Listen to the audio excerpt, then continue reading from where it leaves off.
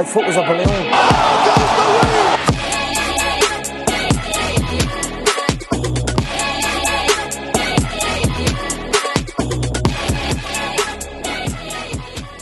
Alright, well, I don't even know. There's no intro. I don't really know what to say. Just a welcome back, dude. Episode 11.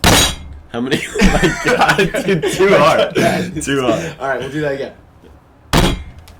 Welcome back to Faber Fight Club. The year 2024, a massive year for mixed martial arts, for Faber Fight Club itself.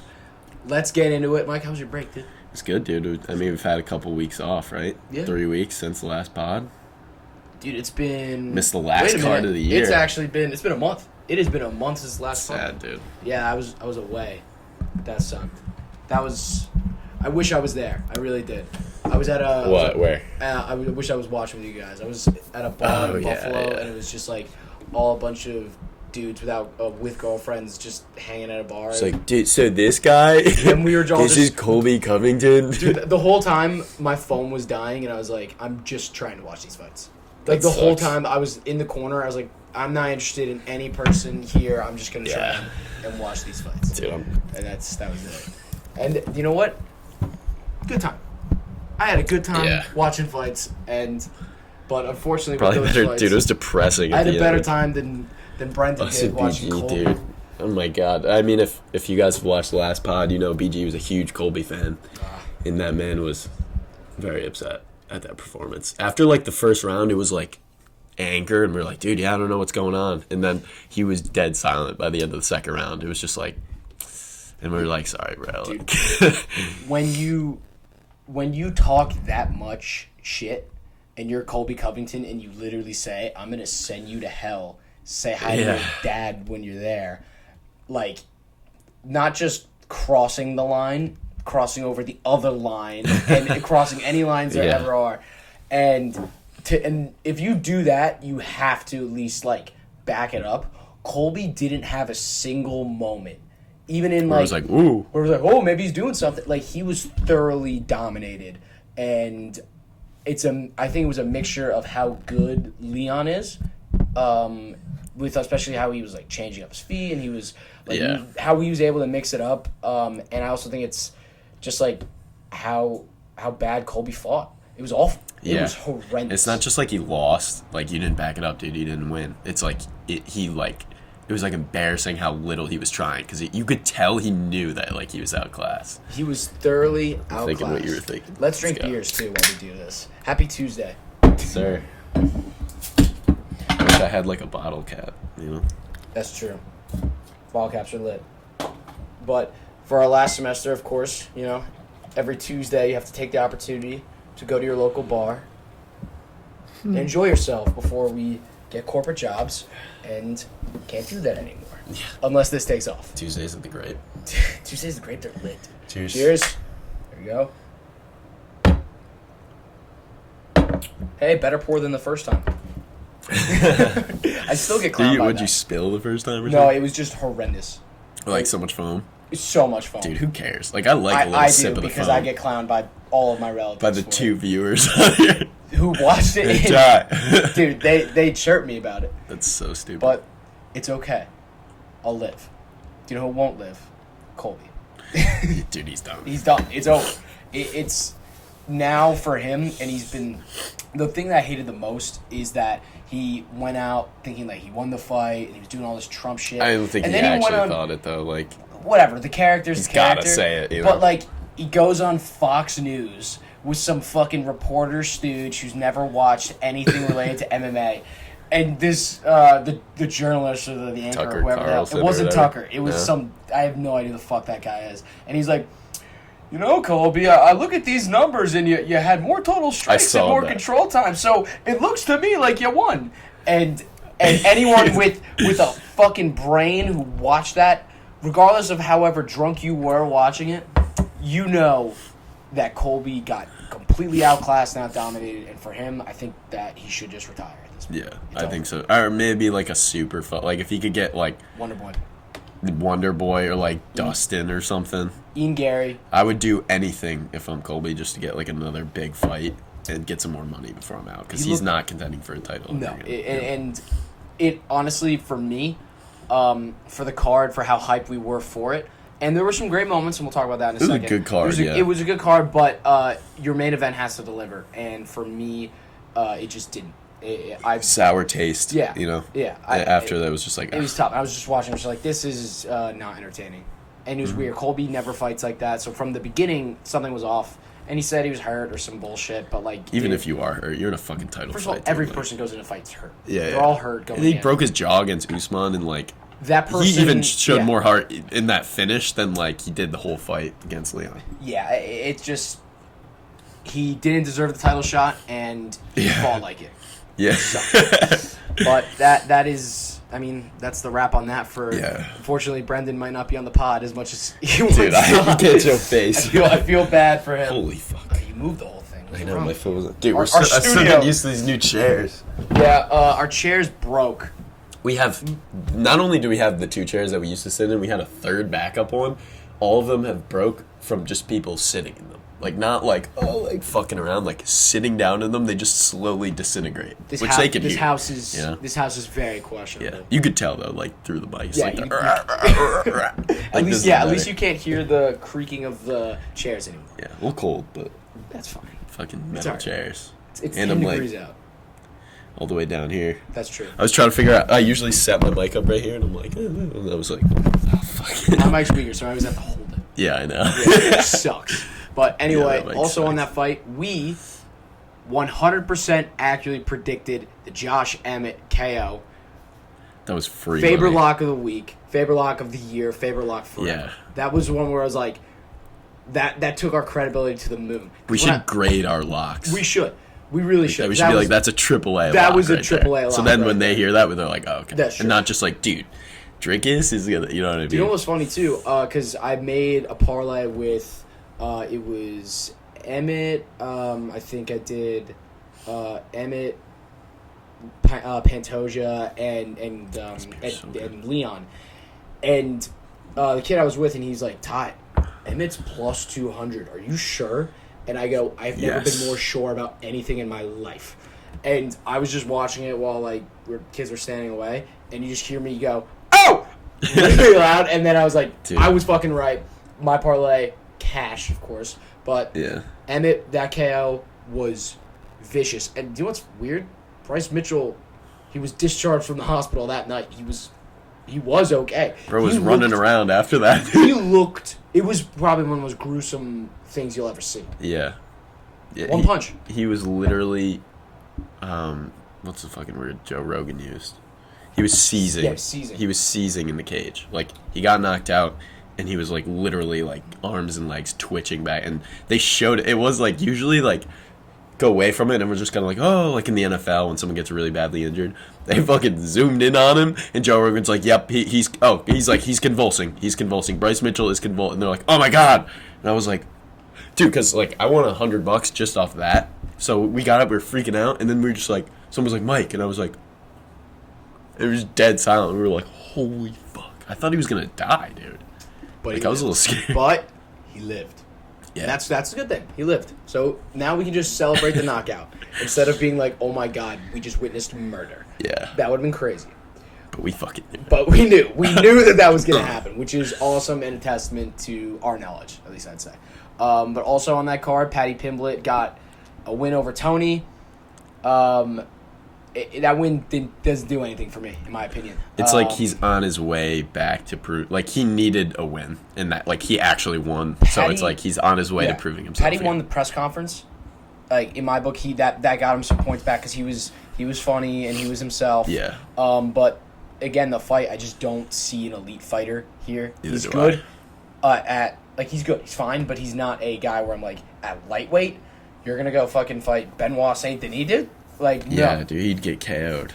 And he was dead. Tony almost fucking, like, finished him in the last, like, 2 minutes. Like, he was, like, dead. And I know it's because he thought he was going to get the rocked finish. Tony and, like, had him on his heels and was going for the finish. But still, dude, like, 3-round fight. You got Paddy Pimblett to prove that he was a legit fighter in the UFC needed to get a finish against a old and weathered and broken Tony Ferguson. Yeah.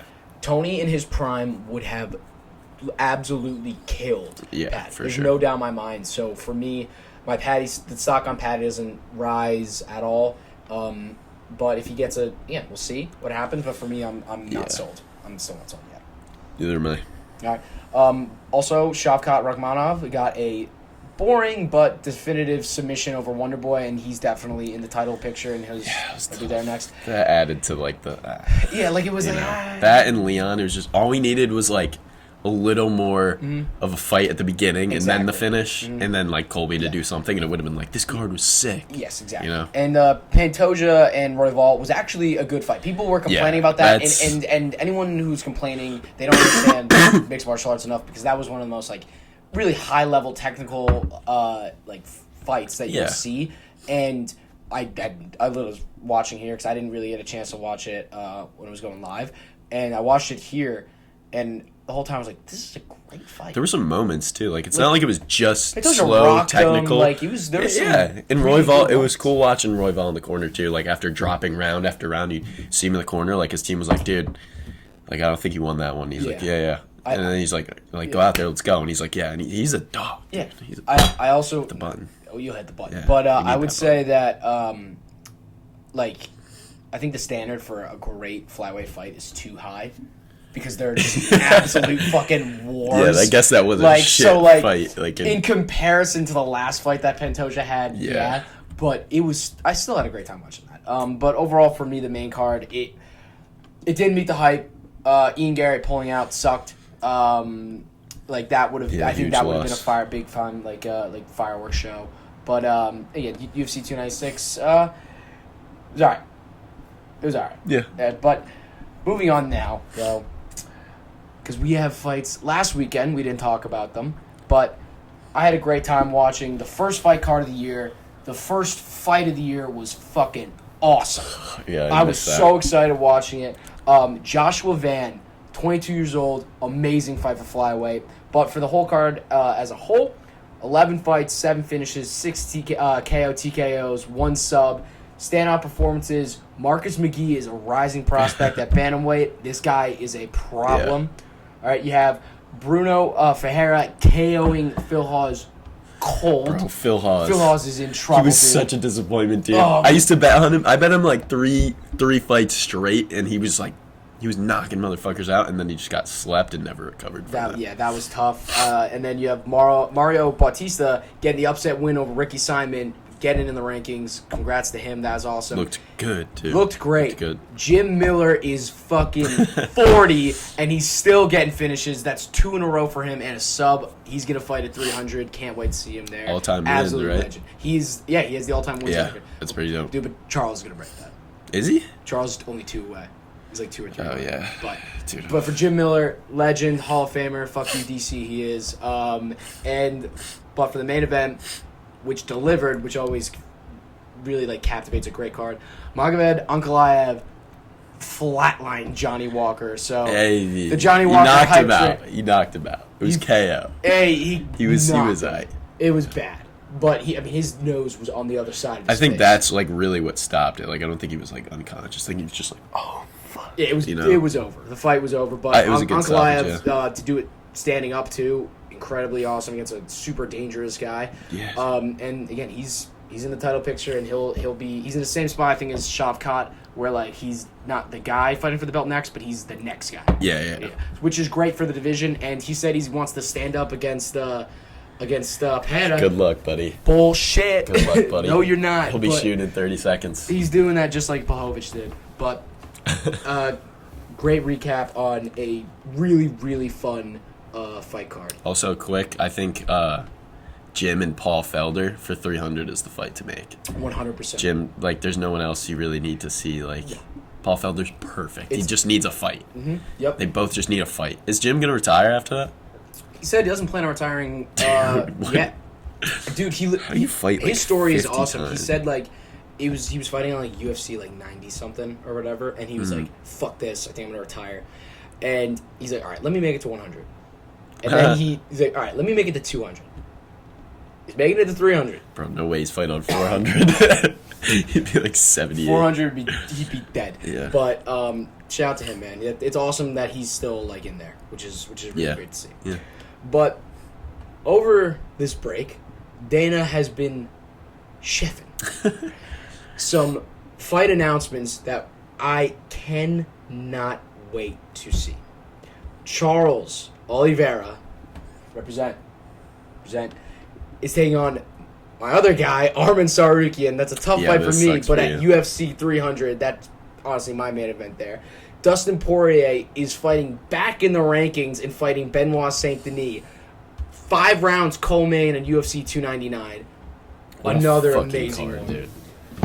Kevin Holland is fighting the debuting Michael Venom Page, the most exciting fighter outside of the UFC, arguably in history. He's coming and making his UFC debut against a perfect guy. MVP. Absolutely perfect fight. MVP has the most insane highlights outside of the UFC. Yeah. Some of the shit he does is unbelievable. An amazing striker. Only has 2 losses in his career as well. Amazing. Casuals are gonna love MVP, dude. They're gonna especially if he wins. If he beats Kevin Holland, dude, that's a statement. That's crazy. A big time statement. That really is. And then, sorry, let me get my other notes. What the hell? Oh, my notes are off. What the fuck? But yeah, it's weird. Also on UFC 300, Yuri Prochazka is making his return against Alexander Rakic. That's an amazing fight. Song Yadong, Peter Yan. Let's go, headlining baby. Prelims somehow because UFC 299 is loaded. That's crazy. It's not even 300, bro. I know. It's unbelievable, but that is an unreal, ridiculous. That will be fight of the night. I can almost certainly guarantee it for UFC 299. That card is unbelievably loaded. Win too. That if Song gets that win, he's right there. Amazing. That would be. Show me the money. I swear to God, I can fucking smell it. I swear to God, I'm so close. But the biggest one of them all, unofficially, but prematurely announced by the big guy, Conor McGregor versus Michael Chandler for International Fight Week on June 30th, or whenever the hell it is. 185. And for the weight, Mr. Chandler. Bro, that was prime. That video was so good. Fucking good. I know. Is it official? No. But is that probably the date? Yes. They're maybe I think that's what Dana and Conor just met, so it sounds. My thought is this is like UFC 300. Everyone's watching right before the main event. They go, and like International Fight Week, the return of Conor McGregor, and then Dana's fucking splooging behind it. You know what I mean? I don't. That's something. Olive oil. That's not like a. That's not like a tweet like Dana White confirms it. That's like a Dana wants to be like, and you know what I mean? Like he wants that's the most, as a male, that's the most embarrassing video. Like he's talking so hard. But if you haven't seen it, watch Dana White introducing Conor McGregor. He does it 3 separate times during the screaming. Just get buffed. They should have just got buffed to do it. I know, dude. But anyway, that obviously is the fight everybody wants to see. Yeah. And now the clock has officially started. I don't give a shit if it's at 185. Yeah. I don't give a shit what weight it's at. I just need to see the return of the Mac. I know. So, but that is something to look forward to for fight fans. And what would you say is your most excited fight for these announcements? Bro, it doesn't matter who your favorite fighter is, what's going on, like whether you're casual or whether you're like us, like anytime Conor's fighting, like I'm so excited for it. Because like it's not only is it like obviously he's a sick fighter and whatever happens it's gonna be super fun to watch, but it's like the reason he's such a big draw is because like the result and like what happens as a result of the fight is like so monumental. Like dude, like the imagine like if he KOs him or gets KO'd, either way it's gonna be like crazy. Dude, the stakes. Probably that. The stakes are always the highest. Yeah, but like. Yeah. And Rose, he's also fighting. Yeah. The we don't need to talk. It's about an Apex it. fight. Whatever. It's my girl, but like. Yeah. I don't think anyone else is interested. Dude. I'm really not. I'll make you watch. Yeah, but I'll watch. I mean, you're gonna watch. I'm gonna watch. I always watch. But No, She needs like that the one. stakes are always so incredibly high with the McGregor fights, and it's really not just a fight. It's not like, yo, you gotta watch this fight. Like, it's an event. Yeah. When he fights, we've even talked about literally a Super Bowl, like the economic effect that happens. You have people who never watch anything related to boxing, UFC, Yeah. whatever, are like, he's fighting? I'll turn it on. Yeah. And you have the perfect dance partner in Michael Chandler. You have all the stakes in the world are on the line here. Yeah. It's literally this is it. This is if it. he loses, like It's over. you gotta retire. It's over if he loses. I box. If he Yeah, boxes, sure, go box. But like no more UFC if he loses this. it's over. It's legit. This is it. And Chandler even says, like, if he loses, he's retiring. Connor says he's never retiring or whatever, but for He's retired for 3 him- times, bro. he's never retiring. But for him, it's like if he goes and he wins against Michael Chandler, all of a sudden, and whatever weight it's at, all of a Hopefully, sudden, like welterweight. I would 170 is good. I'm happy Yeah. with that. I don't have a problem with that. But if he wins, all of a sudden Yeah. you give him, he literally can step right into a title shot. No one will say a fucking thing because he's Conor McGregor. That's why. Dude, And- or you fucking book him against Colby. or you book him against Nate, or you book him against Gaethje. There's you some book- guys up there. There's 70. I mean, Holloway. You could do Holloway. You could do whatever you want. yeah, but I mean, in terms of getting to the title, dude, Colby's a loss off the title shot. Yeah. That's always like that's a quick jump, you know. Yeah, but I'd say for Connor, and then the build now, it's 3 years.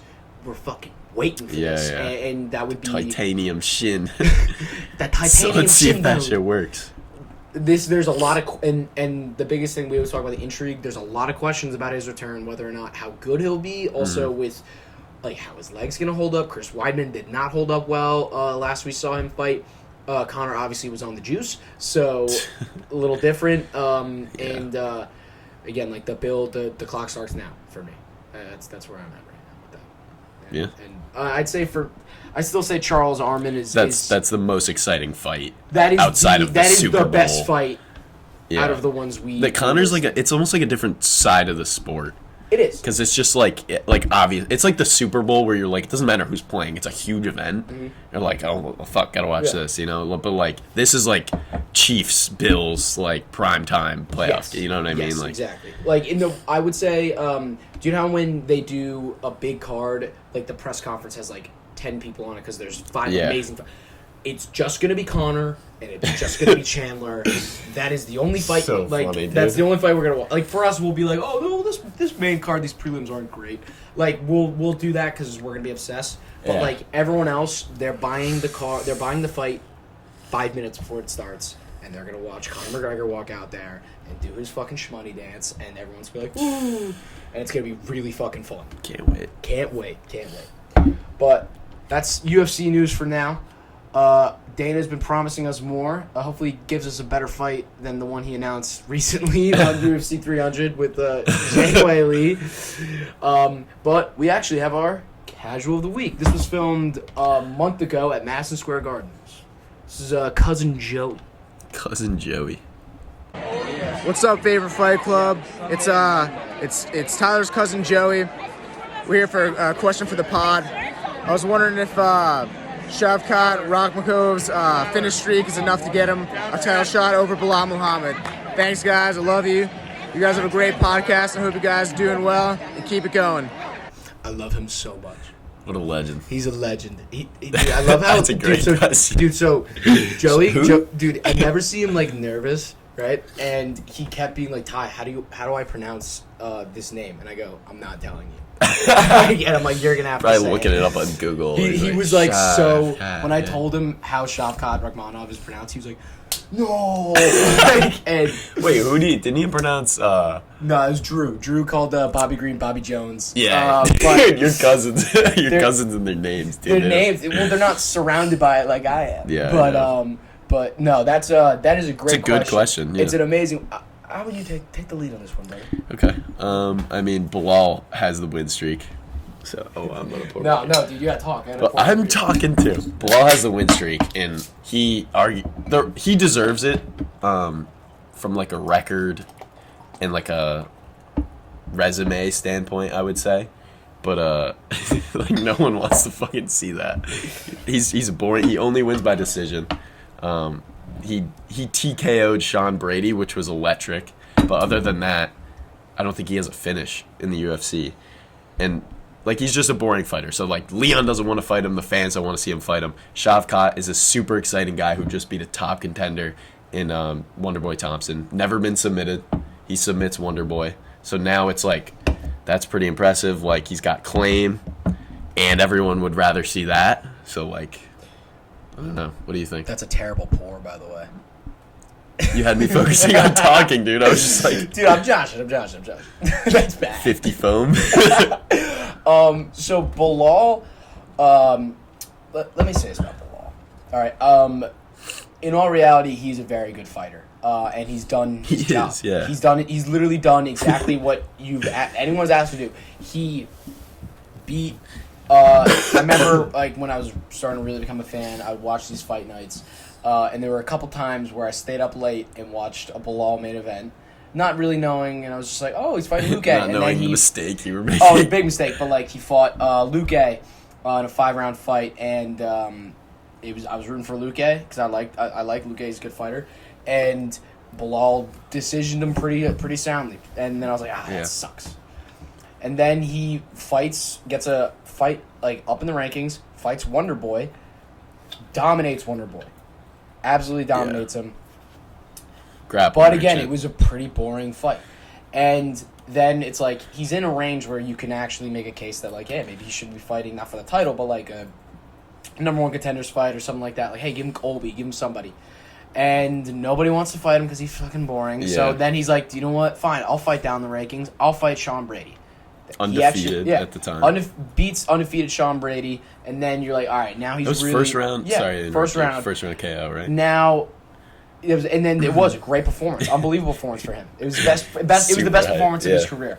In Abu Dhabi, he was hype, and the crowd was rooting for him. Only time that's ever happened. And then, he's sitting there like, I want the title shot. And I'm sitting there like, no. Like, you fought down, you're still not getting the title shot, like... It's gonna be whoever the fuck. I don't really care. Like, oh, give it to Gilbert. I think, and then Gilbert is like, hey, let's do a short notice 5-round fight, and let's fight each other. Bilal takes it while injured, and utterly dominates Gilbert for 5 rounds, 50-45s across the board. Mm-hmm.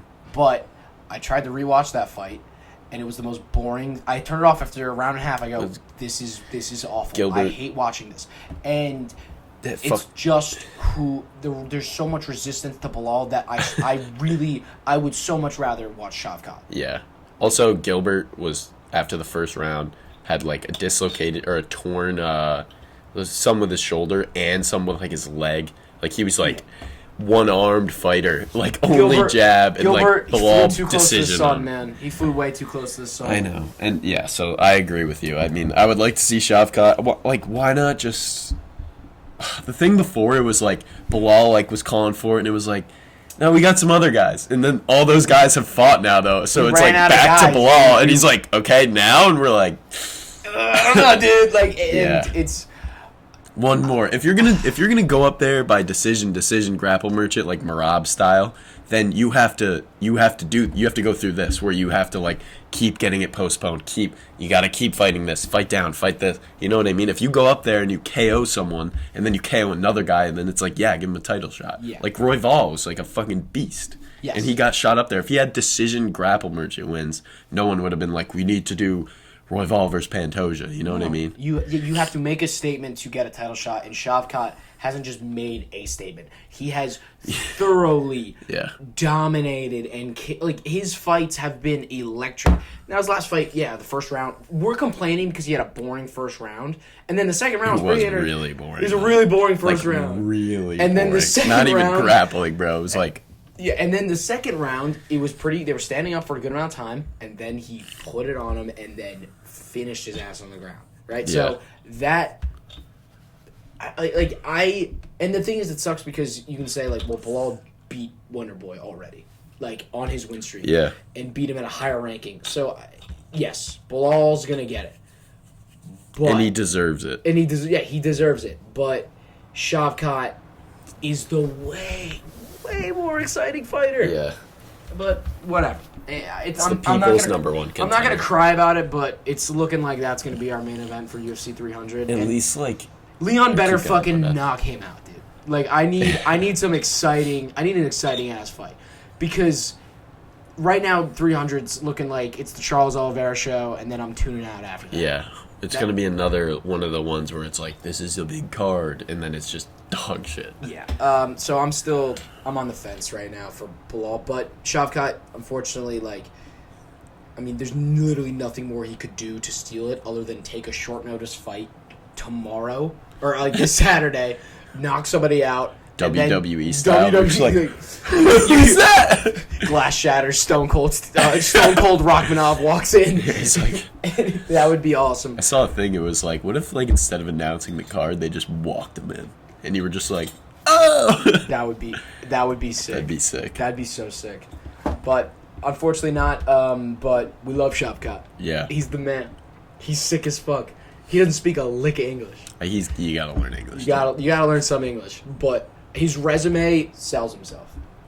So, yeah, and he's cool. Yeah. But I will say too, the one thing with Bilal, like fighting for the title, like let's get it over with. Let's rip the Band-Aid off, dude. Because if he fights for the title, Leon beats him thoroughly. We're not seeing Bilal for a long time. He's got to win like 6 fights, and one has to be a KO. You're right. Let's rip the Band-Aid off so that this division it's can fine. Like, you can have let's put it on the prelims, bro. I don't even care, Leon. Dude, let's do that and then just rip the Band-Aid off and just like fucking coast and then like Ian Gary. Oh sure, let's have him.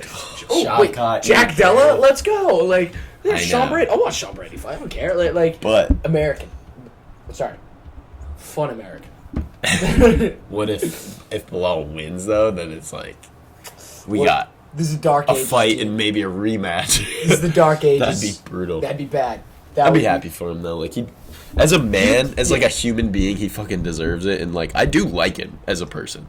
I feel so bad for how much shit he gets, dude. Everyone on the planet hates him. He just whines so much. But dude, think about this guy, what he does. Gets in the fucking ice bath, trains all day. He's training with, like, Khabib and them. That shit's hell. They don't have fun. And then, like, he's just grinding, KO's undefeated fighter, like, decision, like, all this shit. And then some dude, like me on Twitter is like, you fucking suck, dude. And he's like, guys, he's still going, I would dude. say, I respect I him. just would say this. In a sport full of, like dudes who don't give a fuck, who will say whatever, who are, like, badasses. Like, you gotta be a badass motherfucker to do this. Yeah. He's, like, the least badass dude ever. He doesn't even look imposing. Like, he doesn't even, like, he just looks like a pretty regular ass dude. And he's just, like, I deserve title shot, guys. Like, I feel like I deserve it. I've earned it. And, like, you need to be, like, do some shit like your Armin, like, how Armin went about.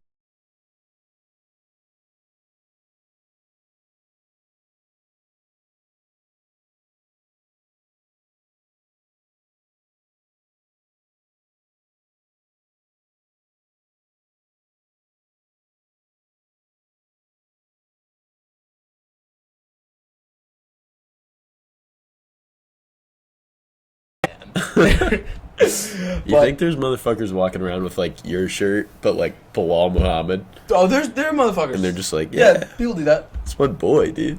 Give me a title shot.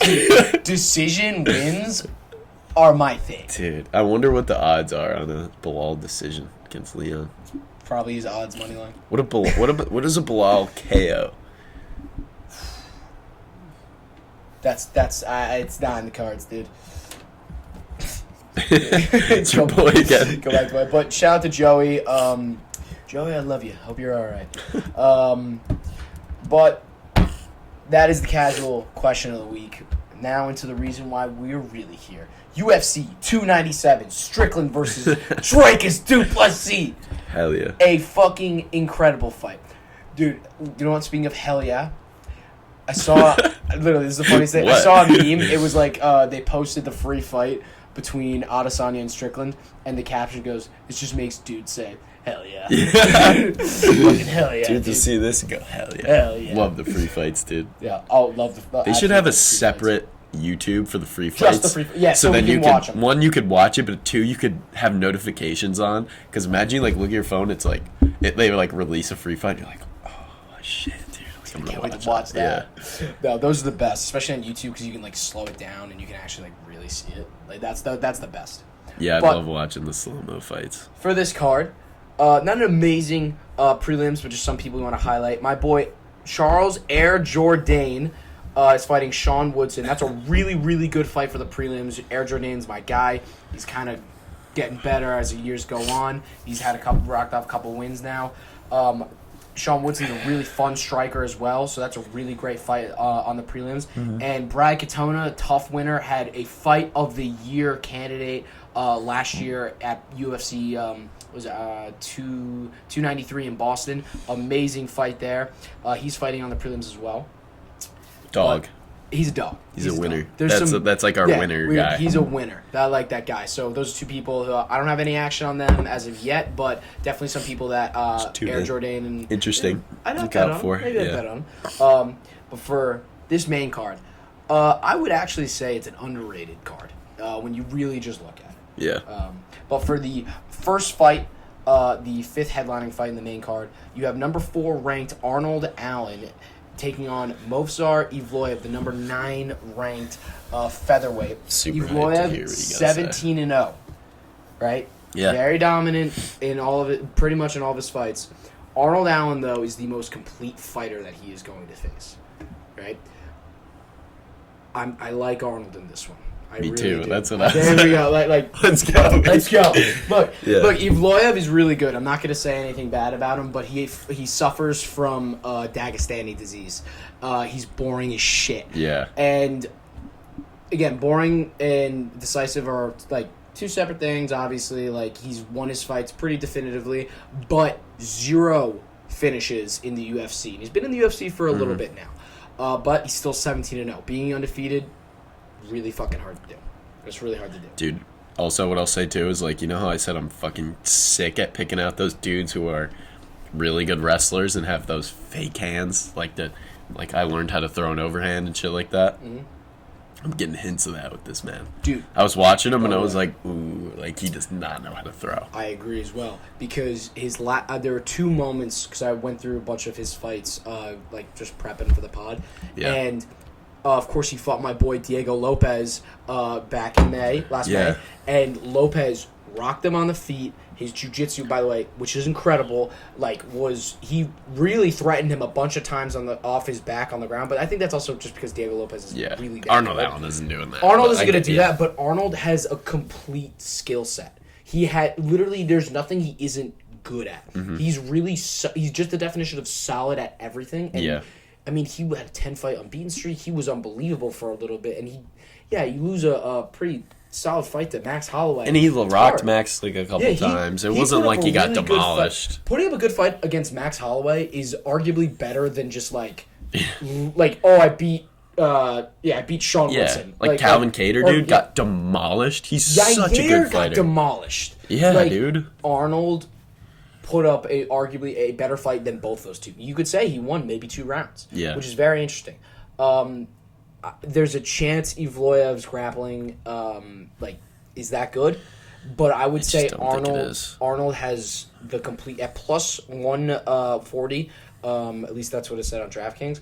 That is definitely action that I would take. And I will take. I was watching some Evloev too.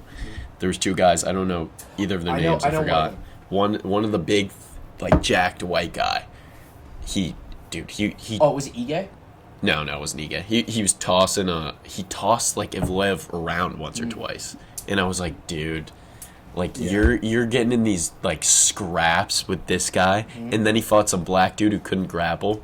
It was Hakeem Dawodu rocked Yeah. him like 3 times in a row. I was like, bro, you're almost like getting exposed by this guy. I would say Dawodu's a little underrated, but like it's compared not to Arnold Allen, he's exactly, nothing. Exactly, very much. So like I think Arnold Allen is sound enough to where it's kind of like Leon and like Usman or Colby, where like very similar. they're not grapplers, but like he's so strong and sound for the weight class that he's gonna be fine. And then his hands are crazy, and Evloev is a fucking fraud. So like I agree. KO decision. I agree there. One of those, I think. I'd say Arnold Allen by decision. But I definitely like Arnold in this Yeah, one. I'm just gonna take him. I was thinking about like KO or something. But the odds aren't even there. First of all, No. DraftKings or anything. But that's I would say though, like, that's a really good fight. It's a really good fight to start off this main card. But for the fourth headlining fight, you have number 14 ranked middleweight Chris Curtis taking on the hometown kid Marc-Andre Barriault. Andre Barriault is unranked. Here, he's an underdog at plus 140. I like Curtis in this one. Barriault is solid. Mm-hmm. Like, he's had a very up and down UFC career. He's had some wins. He's had some losses. He's pretty, again, like I'd say he's got pretty good striking. He's a very big middleweight. I think he's fought at 205 before. I'm not 100% sure, but here I just think Chris is Chris's boxing is unbelievable. He fights very similar to Sean. I think he's too just talented. more talent. He's better. They're both athletic. Yeah. Marc-Andre, whatever, looks like a fucking Marine fighter pilot, dude. But yeah, I think you put him. He's on the main card because he's a hometown guy, and they're getting his opportunity. Cause he's fighting in Canada, give a Canadian fighter a chance. I just don't. I don't know. Like, I've watched him fight, and I've never been like wowed by any of his skills.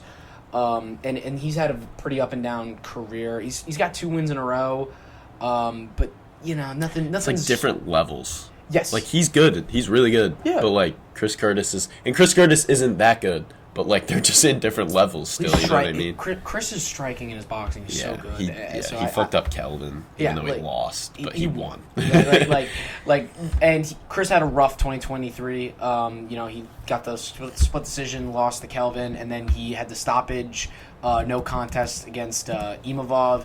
Like, tough go, and get him, and he also had to pull out of another fight, like, in September, like... This is a fight to get him back on track, and I definitely think he will. And I think he's going to take advantage. 100%. But for the third headlining a fight on the main card, number 13 ranked Neil Magny is fighting proper Mike Malott. Wait, his nickname's Proper? His nickname's Proper. The hell is that? That's pretty fucking sick, dude. I like that. Malott is minus 250 favorite. I think Malott is definitely going to go out there and get a finish against Magny. He's got a complete skill set, and in my opinion, I think he's just good everywhere. And he fights he doesn't fight often. He'll fight maybe once or twice a year, but he's constantly getting better. Yeah. And his last fight, he fought in Canada on the Nunes card. But he put one of the bright lights. Yeah, he was one of the. But he put on a dominant performance, and we've talked about this before. When you light someone up on the feet and finish them on the ground, that just shows that you have the complete game. Yeah. And he had that finish. I don't know who he fought. Again, it wasn't someone who I was the like. Ty Maloney dominance. That is the dominant stick right there, and Magny's done. Magny's old and he's done. Dude, I agree with you, but bro, Magny never gets finished. This man just gets boxed around. Not true. Shot got finished. No, he never gets finished. He gets beat. Dude, Ian Gary fucking murked this man 10-8 every round. That's what I think it's gonna be like. I think you're right. I think Mike Malott's better. But bro, I'm gonna take the over, the 2.5 round over. I think it might go to decision. I think Mike Malott's just gonna get the decision, and Neil Magny's gonna do his Dude, he's so bad. It's almost like Anthony Smith disease, dude. Yeah, but he's. I hate Anthony Smith. I don't hate Neil. I just don't think he's very good. And Mike Malott's not Ian Gary yet. I'd say Mike Malott's I would say Mike Malott's ground game is better. Yeah, but he's not gonna finish. I don't think he's gonna finish him on the ground. On the ground, you think? I think he's gonna sub. Well, Magny's been subbed by Gilbert and by Shavkat. Now those are two of the best grapplers. Yeah, I don't think Mike Malott's. His grappling's pretty good. But his wrestling, not his jiu-jitsu. Maybe. We'll see. That's just my prediction. I don't know. We'll see what happens there, but I don't see a world where this Neil Magny doesn't have knockout power. Maybe you could volume something, but I don't think he has. Yeah. I think it's gonna be closer. I think it's gonna be a good fight. I think it's gonna be a close decision. This is the test. This is Neil Magny's the gauge test. Can you beat this guy and get into the rankings? And bro, you forget about these gatekeepers. These gatekeepers are there for a reason. They're good. I'd say Malott, he's 10 fights, 10 finishes. Every Pretty win. dope, yeah. This is not a guy who goes in there and just, he'll play around, he'll feel it out. Now he's going out there and he's going to smash you, and that's what he's done. And so I think he's going to go out there and get a submission over Neil Magny. I don't agree, but That's all right. That's all right. if it happened, I wouldn't be like, what? Like, yeah, that easily could happen. I think we agree. Mike Milano probably win. Now, the co-main event that no one really wanted, but shut up. No, I'm gonna say. I'm saying right. Sorry. Was this on your bingo card for fight that you wanted? Nah, dude. No, but I like this fight, dude. This is a super hype. Anything could happen in this fight, and I'm gonna be honest, dude. Mayra Bueno Silva is a dog. By the way, the fight is Raquel Pennington, number 2 ranked bantamweight, versus number 3 Mayra Bueno Silva. I like Bueno Silva a lot, dude. I think she's a dog. Yeah. I think she's a dog, and she's a killer. Did you know either of these guys or I did these know. girls I knew. before? I knew Bueno Silva, and I knew Pennington's credentials. I've never been like, ooh, let me watch Okay. Raquel fight. I've heard of Raquel, but I hadn't heard of the other girl. And I think what's so hype about it is, like, The unknown. rarely do you get, like, a UFC championship fight co-main event where you're not... It's, like... Usually it's, like, well, he's good at this. Like, Colby's grappling and this and that. It's, like... This is, like... I don't know what the fuck's gonna happen. I see 2 names. Dude. And close odds. This is gonna be hype. Again, like, I did watch Bueno Silva fight. She knocked out Holly Holm because it was another Holly Holm main event at the Apex. And I literally was like, all right, I'll watch some of this. Wait, Bueno Silva knocked out Holly Holm? Yes. Damn, bro. Yeah, it was good. It was a no contest for a PEDS thing, but like it was weird. USADA's gone. Don't worry, it doesn't count. But I purposefully didn't want to watch a lot of film for this because I was like, I did want to just kind of go out there and be like, let's see what happens. I didn't look either of them up. I skipped it when I was like looking through, making sure I'm like, okay, I know all these people. I saw them and I was like, nah. So I did watch Pennington had a free fight. You cheater. I'm not cheating. You cheater. I'm not cheating. I'm doing prep work for the podcast that I enjoy. That's cheating, dude. Fuck. That's cheating. But I watched a little bit of Pennington. She got a very lame. It's lame. It's a lame finish over someone. I don't know her name. But it was posted on YouTube. So I watched just the finish. I didn't watch all the fight. Mm-hmm. But of what I saw, it was just like Bueno Silva's gonna knock her the fuck out, dude. Like she ducks. Well, so you did fucking ruin it, dude. What do you mean I didn't ruin it? Now you know what's gonna happen, or you have like Pena Silva's like. Well, I also think she's a killer. But let's be real. I've listened to the MMA media and all her interviews and stuff. She's been going out there. She literally called herself the chosen one of the division. That's sick. That's sick as fuck. She's literally said, no one's gonna want to watch this fight. I'm gonna make them enjoy it. She's pretty cool. That's sick. That's pretty fucking sick. Yeah. So, I'm like, I don't want this. Listen, Raquel Pennington, she's American, so obviously I'm like, yeah. But Raquel Pennington, yeah, like. But I'm also American. like, nah, dude. Mayra Bueno Silva, fuck yeah. I'm taking her at minus 160. That's closer line enough for me where I think she's gonna get this done. This screams like dogfight. This Like does. two It does. random girls fighting for the belt. It screams like standing there with like freaking swollen eyes, just like. I will say, So I'm from pissed. what to I put have that up, watched, dude. both of them fight forward. They do not fight patient. So this could be fun. This could be think so, very yeah. fun.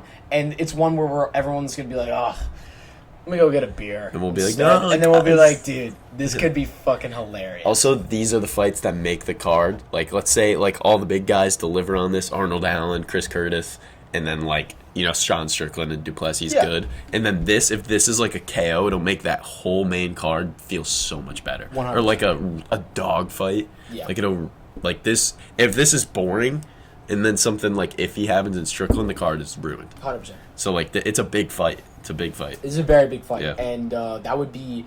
It would be really fun if Bueno Silva went out there, like, got a knockout and be like, oh, she's cool. And then it actually does set up a pretty good matchup with Juliana Pena, like, when she comes back. And then you're like, there's actually some storyline and some intrigue for a women's bantamweight title fight that we haven't had in, like, a year. Yeah. So that's great. and that's good for the division too. That's what's really good. But yeah, I don't know. I would like Buenosoa to be champion. I think I'm not touching this one. I'm just gonna enjoy it. It's a tough one, yeah, of course. But of course, you gotta enjoy everything. But to the main event, Sean Strickland, the unlikely champion, is taking on Dricus du Plessis. This fight went from like, oh, this is a great fight, to like, holy shit, this is crazy, out of nowhere because of that press conference. That changed. And the first fight. What? Wait, oh, the end. We already saw round 1 at UFC 296. Well, they fought in the crowd. They did. Dana had them sitting 1 seat away from each other during what fight was that? During Leon and Colby. During Leon and Colby, and like as you could imagine, one of them was like, "Hey, you suck," and then Strickland was like, "Really?" They jumped on each other. He moved Gilbert's wife son. And kids were in between them. He's like, "Hey guys, could you like move over?" And then he's like, just Superman, dude. He jumped up there too. Yeah. And like anyone who said like, "Oh, that's scripted," that shit ain't scripted, dude. Who the fuck would think that? Some people are like, "I don't know, it's scripted," but bro, Sean Strickland is not a script. You can't script that guy. What script? Like, who's writing the scripts if they're giving him someone who's got real issues. Yeah. Speaking of people who have issues, Sean. Dricus at the press conference. Remember we talked about how Colby crossed the line? Dricus jumped over that line like even further than that. Yeah, it was everyone similar. keeps bringing up people's deadbeat dads, and Dricus said some... I'm not even going to repeat how fucking awful what he said was. And Sean was like, I'm going to stab you. And Sean is a real motherfucker. Yeah. And he was ready to kill. Sean's pretty composed most of the time. Yeah, he's a maniac who likes to fight. Yeah. So he's never like I'll beat your ass. He's always like, "What's up, dude?" Like, you know what I mean? Ready to fight, dude? Yeah, he's never like hostile. Sean then in that he was like, "I'm going to kill you," which is interesting because like I don't think of him as a very like, in terms of like champion, like a high level, like this guy's that man. You know, he beat Izzy, like okay, and now like that he has all these emotions in him. I'm a little like, ooh, like how's he gonna handle this? I don't think anything has changed though. I think like even though we see more of him, but I don't think he has changed. Yeah, like he's still looks in better the shape same person. physically. Dude, Sean's fucking jacked right now. Yeah, he's in the best shape of his career right now because I think he also knows the challenge that's ahead of him. I think I like that he's taking him seriously. Yeah, it's a good fight. I don't think these guys are like the best 2 dudes in the division, to be honest. I would maybe I would argue that I think Sean is still underlooked. He's still for sure. This is a big fight for him. Because if he loses this, it's like validating the like fluke Izzy loss. But if he wins, it's like you beat Dricus and Izzy. Well, again, when we started last year, if I looked at you and said, "Hey, by the way, Sean Strickland's going to be the middleweight champion of the world, and he's going to win by standing the entire time with Israel Adesanya," yeah, you'd look at me and say, "Ty, what crack pipe are you smoking?" That's what I said to BG when he predicted that. And BG predicted it. He's like, "You guys are fucking wrong." I was like, "No way!" And then he wins. And also, if I told you that Dricus du Plessis was going to outclass and dominate Robert Whittaker, you would also say, "You're smoking out of the wrong pipe, dude." Dude, this sport is ridiculous. It is. But can't bet on this shit. It's very hard to bet on. But I would say I think it's a testament to how good both these guys are. Sean's style is, again, it's different, but it's extremely effective. And it's hard. He puts a pace on you. Yeah. And a lot of guys can't handle it. He's good. When you look at his losses at middleweight, he got chinned by Pereira, who's a heavyweight, and he lost a controversial split decision to Jared Cannonier. Which, you could say he won. You could say he won that. So, for me, and Dricus has gone out there and he's knocked out or, like, subbed or, I mean, he beats the hell out of everybody he fights. Yeah. So the track record is like, well, like, they don't look the part, but they win the part. Yeah. So I do think they are 2 of the best middleweights in the world. The thing that's interesting, too, is, like, usually when, like, the champ's defending his belt against someone, it's usually like, oh, like, like, Aljo, when he beat Jan, it's like, he just came off a fluke win. Or, like, oh, like, Royval, like, or like he's getting a title shot off this fluke win or something like that. Like this is like they're both. You could argue both of them are coming off like fights where you're like, ooh, that could have been a fluke. Like they both have like that. They have to like prove themselves that like the last fight they had wasn't just a one-time thing. And I really do think that this is as 50-50 a fight as you get. Bro, I'm not. I don't know how you bet on this. Are you betting on this? No. Who the fuck would you take? Like, I can't. So I'm just not gonna bet on it. Here's my thought process. I've been Maybe thinking, the over. Yeah, maybe the over, but I've been thinking about this a lot. And so with Dracus, the whole thing with him is that his cardio is not good and he doesn't breathe well, but he did fix his nose, and it was a big part of how he fought against Robert Whittaker was like, oh shit, this guy's for real. Yeah. Like, and he was much more measured, and he mixed in his power, and he was pretty quick, and he was much more tactical than like you'd think, because he is this big brute and he's a brawler and he eats a lot of shots, but he just wears you down. He really does. And Sean fights similar too, to where he's just right in your face the whole fucking time, and you're never gonna touch him. Yeah, dude. He's gonna check every kick that you throw, and every time you throw something, he sees it and he's a step ahead of you, and he's just gonna throw a 1 and a 2, and maybe a push kick. Dracus, every shot too is like hard. It's throws, like 1 2 1 3 1 2 3. Like every shot is like a KO shot. And I would argue that his power, even when he was tired in some of his fights, in the third round against Darren Till and in the second round against Brunson, the power was still there, even though he looked tired and he was like breathing out of his mouth. So this one is like, it's all about the forward pressure. Who can handle it more? Yeah. Like when they meet in the middle, who is going to be stepping back and who's going to be stepping forward? I lean. Recipe for a KO. It's early, a but like, I don't see it happening. I'm just saying this. I'm leaning towards Dracus, just because of the power, and there were some things that I didn't. Because, when Sean lost to Cannonier, again the rounds were close, but Cannonier had a much more forward approach, and he was able to land when he got to, like, he was the one pressing forward. And Izzy never did that against Sean. Against Cannonier. Sean was pressing. But Cannonier was able to press forward and have success. And Dracus is a very forward, heavy fighter. I think that Dracus, like, Sean's chin isn't great, and that's why his defense has to be on point. Dracus has a better chance of landing that one shot that wins it than Sean does, and that's why I'm leaning towards Dracus. Yeah, that's fair. And he's plus money, so like that makes you want to be like, ooh, maybe I'll throw. My only thing though, later rounds. Yeah. And like the thing we're talking about for people that don't understand is like Dracus, like his nose is so fucked up. He fixed it. Yeah, when these fighters get broken noses like that, like their septums are so like clogged and everything's so deviated that like they can't physically get air through some of their nostrils. So like you watch Dracus fight, he comes out, he's hot, and then the second round, he's leaning over because that's kind of his style, is like this, like, and he's like, and then I'm just like, oh, Dracus breathing heavy over there. But realistically, like, if he had the same nose as we had, he'd be like, and so it makes that's why against Rob, because he got the surgery to fix his nose before Rob, and that's why he looked different.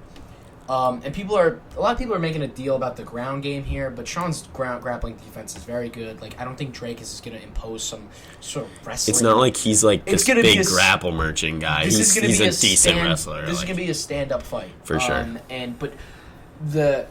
I think the physical attributes favor Dracus more because he's a massive 185-pounder. And Sean, he's not the biggest 185er, but I think the size difference it's not massive enough, but Dracus is bigger. Yeah, but so I will say too, like, no matter, like, it's not like the quota, like, not everyone says this, but like, that I think that the Izzy fight was kind of a fluke, like, Izzy was shitty. Mm-hmm. Dude, no matter what, if you stand with Izzy for 5 rounds and you dominate him, you have to be like good, very talented. And he is. So like, it makes me think like he has to be good enough to handle Dracus. But also, Dracus handled Rob. It's so like fucking weird. I don't know, dude. These two. This is like, if they fight 10 times, like, every single fight could be a different result. Like, I don't know what the fuck's gonna happen. It's like, so they'll draw one by it's such a decision, great one. one by KO. Like, it's a great fight. Yeah. Great fight. It really is, but for me, I'm leaning Drakus. Where are you leaning? I literally cannot tell you, bro. Keep me in the You gotta middle. make a choice. Over. Fuck you. Over. All right. Oh, what is the over? You got that? 1.5 rounds. Really? So It's minus 238 and under is plus 180. So like they're basically saying it's like 3 that's rounds. That's a stupid line. Yeah, but I would take. Why do they do that? I don't know. But back to the main card as a whole. For you, is this worth $80? I mean, in a way, none of them are because like streamies.io. But shut up. Like if you couldn't watch them, like is that what you mean? Like you can't watch it, you pay $80. Like we can't talk about Stream East on this thing. Yeah, well. Thanks to our sponsor, streameast.io. Just no. I say it's like if I couldn't watch it, it's worth $80. Okay, I'm saying if you only had to pay for it, is it worth? Like that's the way I'm. Like I'm not seeing it. If I don't pay the $80, yes. Then it's worth $80. Yes. Okay. Cool. I'm gonna say just based off the fights, just like again, if you can't somehow get it any other way or whatever, streamies.io. But I'm gonna say no. I like this card. It's a fun card. There's some good fighters on it, but I'm just looking at like from a stakes perspective, like and even like Arnold Allen and Mozart Evloev are not named fighters. You know, in comparison to other cards, this card is it's a mid-tier card. The only fight with stakes is the Strickland fight. The Strickland Drakus fight is great, and Sean is becoming a star, and Drakus has star potential, but these aren't guys where it's like these two could co-main a pay-per-view. Yeah. Right? And your co-main event also, we even said we don't know these. We really don't know much about either of these two, and like Neil Magny on a main card, really. Yeah. I will say though that they're all like the matchups are like they're the styles like I think they all make for fun fights. So it's not one that like I agree. Maybe this is a better way to look at it. Like before the fights, like just like recommending it, don't buy it. But then like after, like based on what happens, like I think the girls' fucking title fight is gonna be electric, dog fight. Yes. I think Sean and Duplessis is gonna be crazy. I think Mike Malot's gonna have a performance. Chris Curtis, dude. Like I think they're all gonna be good ass fights. And like Katona, like I think they're gonna be good fights. Like it's gonna be one you look back on, you're like, that was a good card. You know what I mean? Well, it's all dependent on the results always, but just on paper, the whole part of that pay-per-view, like, this doesn't do it for me. This isn't one where, for a lot of people who can't afford this, it's like, I don't know if I'm spending $80 on... None of them are worth $80. Yeah, exactly. Like, no, there's some that are worth $80. I'd say... Like, it's rare, bro. There's a card a year that I'd pay $80 for. Maybe. I would say given the circumstances, I'd say technological advancements of yes. I'd say probably half are worth the money. But like, if say we're here, Ty, it's like me and you Saturday night, nothing to do, no, whatever that website's called, and we're just sitting here with doing absolutely nothing. Like, tell me you wouldn't spend the money to watch this fight. Yeah, I would.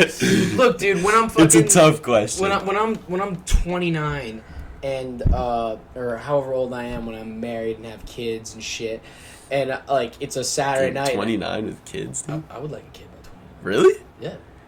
Wow. Why not? Fuck it, I don't know.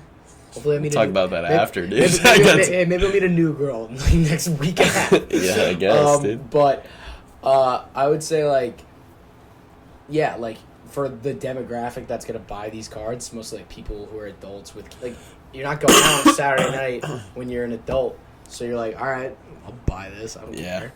So like, I would, but just based off, like, right now, I would say this is not worth it. Yeah. But that's that. What are your locks, brother? What do you think? Okay, so originally coming into this, What are you chefing? I had just had over 2.5 rounds for Neil Magny and Mike Malott. I think Mike's going to put it on him. I think it's going to be a good fight. I think Neil's going to, show out. But Mike Malal's going to win by decision. Arnold Allen, I think, is going to handle Valiev. I think he's a fraud on the feet. And I think Arnold's too well-rounded in terms of his grappling for Valiev to be a real threat on the ground. I mean, maybe since it's in a 3-round fight, anyone could steal it. So you never know. But I have those two. That's 10 to win 100. But talking about it with you, dude, Chris Curtis, it seems like a lock. And he's minus 200. But if you throw him in there, it makes it you could do 15 to win 160. Okay. So I'd say those three.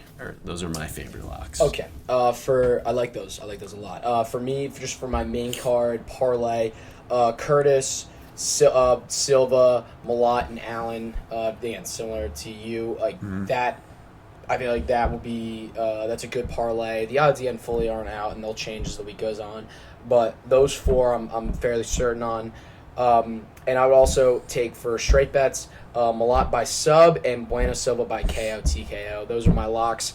I know I've said it a lot, but I'm hot, and I've stayed hot. Dude, I'm hot too. Dude, do you know what's funny too? My buddy Nate, he texted me. He's like, "Yo, what's your action for tonight for Ankalaev and Walker?" I go, "I got no action, but if I was betting tonight, I would take Ankalaev by KO.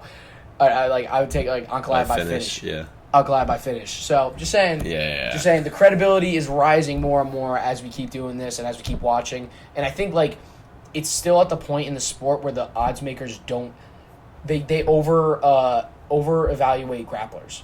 And a lot of people still don't understand the grappling game as a whole. Yeah. That just because you are good at grappling doesn't mean that your style of grappling is going to match up with others. And I don't think they'll ever catch up. Exactly. It's hard to keep being he's going to decision him. Sean was plus 500 against Izzy, and then that happened. Yeah.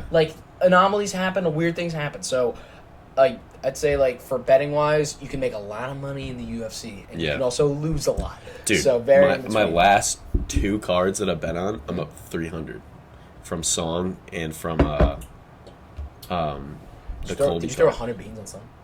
No, it was a lay. There was a couple things. It was $15, and then I threw 33 on Emmett straight up, so I won 100 and then 200 on the last one. I love it. So I'm earning my bread back. Dude, I haven't bet since UFC 296. I've been clean. I've been good.